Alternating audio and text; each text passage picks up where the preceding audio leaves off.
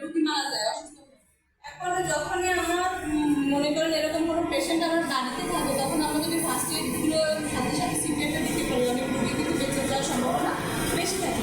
এখন এইটাকে জাস্ট এর অনেক নিয়ম কানুনগুলো আছে, ওইগুলো পরে দেখো। এটা হচ্ছে সিপিআর দেওয়ার নিয়ম কি, আমাদের হচ্ছে বাম সাইডে হাড় থাকে না, হাড় বরাবরে হাড় 2 ইঞ্চি করে 2 নিপল আছে না, 2 নিপলের মাঝখানে হাড়টা এভাবে ধরে 1 সেকেন্ডে 2 বার করে দিবেন। তাহলে হচ্ছে আমার 1 মিনিটে 30 সেকেন্ডে 60 বার। হ্যাঁ, তাহলে 1 মিনিটে আমার 120 বার হ্যাঁ কম্প্রেশনটা দিতে হবে। সাথে সাথে আবার আমার এখানে 30 সেকেন্ড পর পর আবার এখানে কি ব্রিথিংটা দিতে হবে। হ্যাঁ, তো আমি হচ্ছে এভাবে সিপিআর দেখেন, সবাই খেয়াল করেন, এই জোরে পাশ বরাবর দিয়ে এভাবে দিয়ে আমি হচ্ছে সেকেন্ড এভাবে দেবো।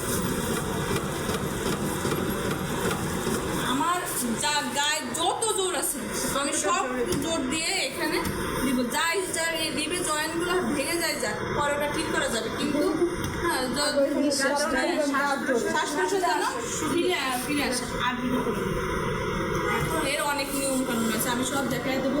এর আগে সিপিআরটা দেওয়ার আগে আমার অনেকগুলো টেকনিক কাজ নিতে হবে। এর হাত তো নাই দেখাতে পারছি না, এর পালস দেখতে হবে হাতের, তারপর যে পালস আছে কিনা, তারপর হচ্ছে নাকের কাছে আমার মুখ নিয়ে দেখবো যে শ্বাস নিচ্ছে কিনা। তারপরে দেখা গেছে কোনো কিছু আমি পাচ্ছি না, পালস পাচ্ছি না, শ্বাস পাচ্ছি না, তখন আমি সিপিআরটা দেবো। দেখা গেছে অকেন এমনি হয়ে যাবে।